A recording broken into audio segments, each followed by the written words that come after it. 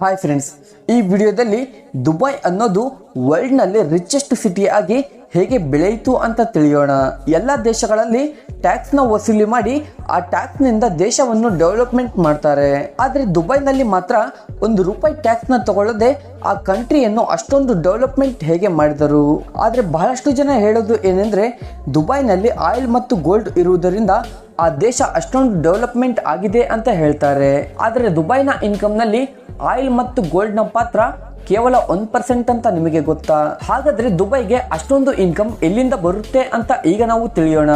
ಅದಕ್ಕಿಂತ ಮುಂಚೆ ನೀವೇನಾದರೂ ನಮ್ಮ ಚಾನಲ್ಗೆ ಫಸ್ಟ್ ಟೈಮ್ ವಿಸಿಟ್ ಮಾಡ್ತಾ ಇದ್ರೆ ನಮ್ಮ ಚಾನಲ್ನ ತಪ್ಪದೇ ಸಬ್ಸ್ಕ್ರೈಬ್ ಮಾಡ್ಕೊಳ್ಳಿ ಮತ್ತು ನೋಟಿಫಿಕೇಶನ್ಸ್ಗಾಗಿ ಪಕ್ಕದಲ್ಲಿರುವ ಬೆಲ್ ಬಟನ್ ಅನ್ನು ಆನ್ ಮಾಡಿಟ್ಕೊಳ್ಳಿ. ಹಾಗೆ ವಿಡಿಯೋಗೊಂದು ಲೈಕ್ ಮಾಡಿ. 50 ವರ್ಷಗಳ ಹಿಂದೆ ದುಬೈನಲ್ಲಿ ಕಡು ಬಡತನ ಇತ್ತು ಮತ್ತು ಊಟ ಇಲ್ಲದೆ ಎಷ್ಟೋ ಜನ ನರಳುತ್ತಿದ್ದರು. ಆದರೆ ಇಂದು ದುಬೈ ವರ್ಲ್ಡ್ನಲ್ಲಿ ಬಿಗ್ಗೆಸ್ಟ್ ಟೂರಿಸಂ ಸಿಟಿ ಆಗಿ ಬೆಳೆದಿದೆ. ನಮ್ಮ ಭಾರತಕ್ಕೆ ಕಂಪೇರ್ ಮಾಡಿದ್ರೆ ದುಬೈನಲ್ಲಿ ಗೋಲ್ಡ್ ಪ್ರೈಸ್ ಬಹಳ ಚೀಪ್. ಹಾಗಾದರೆ ದುಬೈಗೆ ಅಷ್ಟೊಂದು ಪ್ರಮಾಣದ ಗೋಲ್ಡ್ ಎಲ್ಲಿಂದ ಬರುತ್ತೆ? ಹಾಗೆ ದುಬೈನ ಇಷ್ಟು ದೊಡ್ಡದಾಗಿ ಬೆಳೆಸಿದ್ದು ಯಾರು? ಇಂತಹ ಹಲವಾರು ಪ್ರಶ್ನೆಗಳಿಗೆ ಉತ್ತರವನ್ನು ಈಗ ನೋಡೋಣ. ನಮಗೆ ದುಬೈ ಅಂದ ತಕ್ಷಣ ನೆನಪಿಗೆ ಬರೋದು ಅಲ್ಲಿನ ಮರುಭೂಮಿ, ಆಯಿಲ್, ಬುರ್ಜ್ ಖಲೀಫಾ ಮತ್ತು ಅಲ್ಲಿನ ಟೂರಿಸಂ ಪ್ಲೇಸ್ಗಳು. ಆದರೆ 50 ವರ್ಷಗಳ ಹಿಂದೆ ದುಬೈ ಅನ್ನೋದು ಹೇಗಿತ್ತು ಗೊತ್ತಾ? ಒಂದು ಸಾರಿ ಈ ಫೋಟೋಸ್ಗಳನ್ನು ನೋಡಿದಾಗ ನಿಮಗೆ ಅರ್ಥವಾಗುತ್ತೆ. 1970ರಿಂದ 1980ರಲ್ಲಿ ದುಬೈ ಅನ್ನೋದು ಹೇಗಿತ್ತು ಅಂತ. ಆದರೆ ಇಲ್ಲಿ ಈ ರೀತಿ ಇದ್ದ ದುಬೈ ಈ ರೀತಿ ಹೇಗೆ ಆಯಿತು? ದುಬೈ ಹೀಗೆ ಬೆಳೆಯಲು ಬಹಳಷ್ಟು ಕಾರಣಗಳಿವೆ. ಅದರಲ್ಲಿ ಫಸ್ಟ್ ಪಾಯಿಂಟ್ ಬಂದು ಟೂರಿಸಂ. 1980ರಲ್ಲಿ ದುಬೈಗೆ ಗೋಲ್ಡ್ ಮತ್ತು ಆಯಿಲ್ನಿಂದ ಮಾತ್ರ ಇನ್ಕಮ್ ಬರುತ್ತಿತ್ತು. ಆಗ ದುಬೈನ ಪ್ರೈಮ್ ಮಿನಿಸ್ಟರ್ಗೆ ಒಂದು ಐಡಿಯಾ ಬರುತ್ತೆ. ಅದೇನೆಂದರೆ ದುಬೈನಲ್ಲಿ ಟೂರಿಸಂನ ಡೆವಲಪ್ ಮಾಡಬೇಕು ಅಂತ. ಏಕೆಂದರೆ ಆ ಸಮಯದಲ್ಲಿ ದುಬೈಗೆ ಆಯಿಲ್ ಮತ್ತು ಗ್ಯಾಸ್ನಿಂದ ಮಾತ್ರ ಇನ್ಕಮ್ ಬರುತ್ತಿತ್ತು. ಈ ಆಯಿಲ್ ಮತ್ತು ಗ್ಯಾಸ್ ಅನ್ನೋದು ಶಾಶ್ವತವಲ್ಲ, ಇದು ಯಾವತ್ತೋ ಒಂದಿನ ಖಾಲಿ ಆಗೇ ಆಗುತ್ತೆ ಅನ್ನೋದು ದುಬೈ ಗವರ್ಮೆಂಟ್ಗೆ ಗೊತ್ತಿತ್ತು. ಅದಕ್ಕೋಸ್ಕರ ದುಬೈ ಅಲ್ಲಿನ ಟೂರಿಸಂನ ಡೆವಲಪ್ ಮಾಡಬೇಕು ಅಂತ ಯೋಚಿಸುತ್ತೆ. ಈಗ ನಾವು ದುಬೈನ ಟೂರಿಸಂನ ನೋಡಿದರೆ ಅಲ್ಲಿ ಕೆಲವು ವರ್ಲ್ಡ್ ಕ್ಲಾಸ್ ಟೂರಿಸಂ ಪ್ಲೇಸ್ಗಳು ಇದ್ದಾವೆ.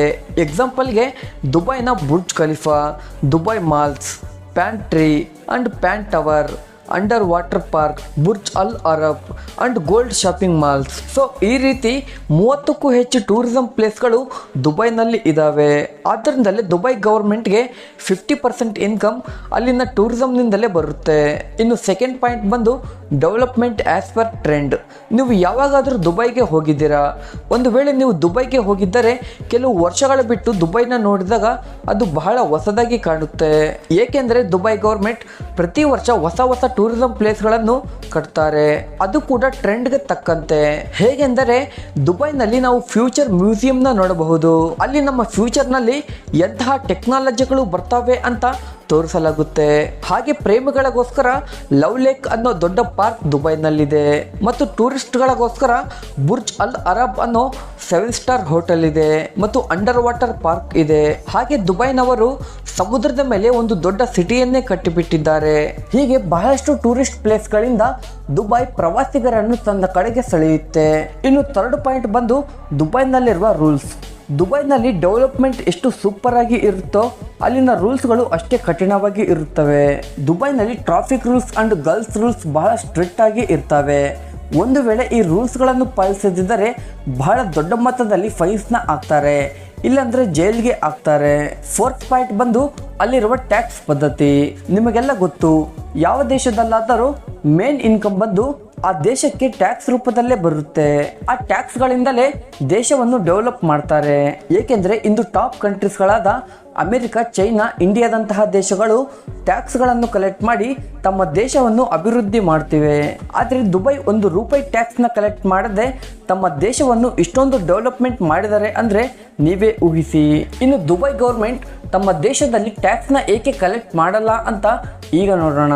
1980ರಲ್ಲಿ ದುಬೈ ಗೌರ್ಮೆಂಟ್ ಹತ್ರ ಇನ್ಕಮ್ ಇಲ್ಲದಿದ್ದಾಗ ಅವರು ಕೂಡ ಟ್ಯಾಕ್ಸ್ನ ಕಲೆಕ್ಟ್ ಮಾಡೋಣ ಅಂತ ಅಂದ್ಕೊಂಡಿರ್ತಾರೆ. ಆದರೆ ಆ ಟೈಮ್ನಲ್ಲಿ ದುಬೈ ಜನಗಳು ಬಹಳ ಬಡವರಾಗಿದ್ದರು. ಆಗ ದುಬೈ ಪ್ರೈಮ್ ಮಿನಿಸ್ಟರ್ ಕೂಡ ಜನಗಳಿಂದ ₹1 ಟ್ಯಾಕ್ಸ್ ನ ಕಲೆಕ್ಟ್ ಮಾಡಬಾರದು ಅಂತ ಅನ್ಕೊಂತಾರೆ. ಸೊ ₹1 ಟ್ಯಾಕ್ಸ್ ನ ಕಲೆಕ್ಟ್ ಮಾಡದೆ ಅವರ ಹತ್ರ ಇರೋ ರಿಸೋರ್ಸ್ ನಿಂದಲೇ ದೇಶವನ್ನು ಡೆವಲಪ್ ಮಾಡಬೇಕು ಅಂತ ಅವರು ನಿರ್ಧಾರ ಮಾಡ್ತಾರೆ. ಹಾಗೆ ಆ ಸಮಯದಲ್ಲಿ ದುಬೈಗೆ ಆಯಿಲ್ ನಿಂದ ಇನ್ಕಮ್ ಬಂದರೂ ಕೂಡ ಅದು ಬಹಳ ಕಡಿಮೆ ಮೊತ್ತದಲ್ಲಿ ಬರುತ್ತಿತ್ತು. ಏಕೆಂದರೆ ದುಬೈನ ಭೂಮಿಯಲ್ಲಿ ಆಯಿಲ್ ಬಹಳ ಕಡಿಮೆ ಸಿಗುತ್ತಿತ್ತು. ಆದರೆ ಪಕ್ಕದಲ್ಲಿದ್ದ ಸಾರ್ಜ್ ಭೂಮಿಯಲ್ಲಿ ಆಯಿಲ್ ಬಹಳ ಹೆಚ್ಚಾಗಿ ಬರುತ್ತಿತ್ತು. ಆಗ ಈ ಆಯಿಲ್ಗೆ ಅವರು ಟ್ಯಾಕ್ಸ್ ಕೂಡ ವಸೂಲಿ ಮಾಡುತ್ತಿದ್ದರು. ಆಗ ದುಬೈ ಪ್ರೈಮ್ ಮಿನಿಸ್ಟರ್ಗೆ ಒಂದು ಐಡಿಯಾ ಬರುತ್ತೆ. ಆಗ ದುಬೈ ಗೌರ್ಮೆಂಟ್ ದುಬೈನಲ್ಲಿರುವ ಗೋಲ್ಡ್ ಮತ್ತು ಆಯಿಲ್ ಇನ್ಪುಟ್ಸ್ಗೋಸ್ಕರ 2 ಬಂದರುಗಳನ್ನು ಕಟ್ಟಿಸುತ್ತಾರೆ. ಹಾಗೆ ಈ ಬಂದರುಗಳಿಗೆ ಇನ್ಪುಟ್ ಮತ್ತು ಎಕ್ಸ್ಪೋರ್ಟ್ಸ್ಗಳಿಗಾಗಿ ಫ್ರೀ ಟ್ಯಾಕ್ಸಸ್ನ ಹಾಕಿದರು. ಇದರಿಂದ ದುಬೈಗೆ ಎಕ್ಸ್ಪೋರ್ಟ್ಸ್ ಮತ್ತು ಇನ್ಪುಟ್ಸ್ ಹೆಚ್ಚಾದವು. ಇನ್ನು 5th ಪಾಯಿಂಟ್ ಬಂದು the man behind Dubai city development. Dubai city ಇಷ್ಟೊಂದು ಡೆವಲಪ್ಮೆಂಟ್ನ ಸಾಧಿಸಲು ಮುಖ್ಯ ಕಾರಣ ಬಂದು ಅವರ ಪ್ರೈಮ್ ಮಿನಿಸ್ಟರ್ ಆದ ಮೊಹಮ್ಮದ್ ರಶೀದ್ ಅಲಿ ಮತ್ತು ಅವರ ಫಾದರ್ ಆದ ಮೊಹಮ್ಮದ್ ಶೇಖ್ ರಶೀದ್. ಇವರಿಂದಲೇ ದುಬೈ ಸಿಟಿ ಅನ್ನೋದು ಇಷ್ಟೊಂದು ಡೆವಲಪ್ಮೆಂಟ್ ಆಗಿದೆ. ದುಬೈನಲ್ಲಿ ನಮ್ಮ ರೀತಿ CM PM ಅನ್ನೋರು ಇರೋಲ್ಲ. ಬೇರೆ ಕಂಟ್ರಿಗಳ ಥರ ಪ್ರೆಸಿಡೆಂಟ್ ಕೂಡ ಇರಲ್ಲ. ಏಕೆಂದರೆ ದುಬೈಗೆ ಸ್ವಾತಂತ್ರ್ಯ ಬಂದಾಗಿನಿಂದಲೂ ಈ ಮೊಹಮ್ಮದ್ ರಶೀದ್ ಅಲಿ ಫ್ಯಾಮಿಲಿನವರೇ ದುಬೈನ ರೂಲ್ ಮಾಡ್ತಿದ್ದಾರೆ. ಇಲ್ಲಿ ನಿಮಗೆ ಒಂದು ಡೌಟ್ ಬಂದಿರಬೇಕು, ಇಷ್ಟು ವರ್ಷಗಳಿಂದ ದುಬೈನ ಈ ಫ್ಯಾಮಿಲಿನವರೇ ರೂಲ್ ಮಾಡ್ತಿದ್ದರೂ ಕೂಡ ಇವರಿಗೆ ವಿರುದ್ಧವಾಗಿ ಅಲ್ಲಿ ಯಾರು ಇಲ್ಲವಾ ಅಂತ. ಆದರೆ ಅಲ್ಲಿನ ಗೌರ್ಮೆಂಟ್ಗೆ ಯಾರು ಕೂಡ ಅಗೇನ್ಸ್ಟ್ ಆಗಿ ಇಲ್ಲ. ಏಕೆಂದರೆ ಬೇರೆ ದೇಶಗಳಿಗೆ ಕಂಪೇರ್ ಮಾಡಿದ್ರೆ ಬೇರೆ ದೇಶಗಳು ಜನಗಳಿಂದ ಟ್ಯಾಕ್ಸ್ ವಸೂಲಿ ಮಾಡಿ ದೇಶವನ್ನು ಡೆವಲಪ್ ಮಾಡ್ತಿವೆ. ಹಾಗೆ ಬಹಳಷ್ಟು ಜನ ಕರಪ್ಷನ್ಸ್ ಮಾಡ್ತಿರ್ತಾರೆ. ಆದರೆ ದುಬೈ ಗೌರ್ಮೆಂಟ್ ಮಾತ್ರ ಜನಗಳಿಂದ ₹1 ಟ್ಯಾಕ್ಸ್ನ ವಸೂಲಿ ಮಾಡದಂತೆ ಅವರು ತಮ್ಮ ದೇಶವನ್ನು ಅಭಿವೃದ್ಧಿ ಮಾಡ್ತಿದ್ದಾರೆ. ಹಾಗೆ ಎಷ್ಟೋ ಜನಕ್ಕೆ ಉದ್ಯೋಗಗಳನ್ನು ಕೂಡ ಕೊಡ್ತಿದ್ದಾರೆ. ಆದ್ದರಿಂದಲೇ ದುಬೈ ಗೌರ್ಮೆಂಟ್ಗೆ ಯಾರು ವಿರುದ್ಧವಾಗಿ ಇಲ್ಲ. ಸೊ ಇದಾಗಿತ್ತು ಫ್ರೆಂಡ್ಸ್ ಇವತ್ತಿನ ವಿಡಿಯೋ. ದುಬೈ ತರ ನಮ್ಮ ದೇಶ ಡೆವಲಪ್ಮೆಂಟ್ನ ಸಾಧಿಸೋಕೆ ನಾವು ಏನು ಮಾಡಬಹುದು ಅಂತ ಕೆಳಗಡೆ ಕಮೆಂಟ್ ಮಾಡಿ. ಹಾಗೆ ವಿಡಿಯೋ ಇಷ್ಟವಾಗಿದ್ರೆ ವಿಡಿಯೋಗೊಂದು ಲೈಕ್ ಮಾಡಿ.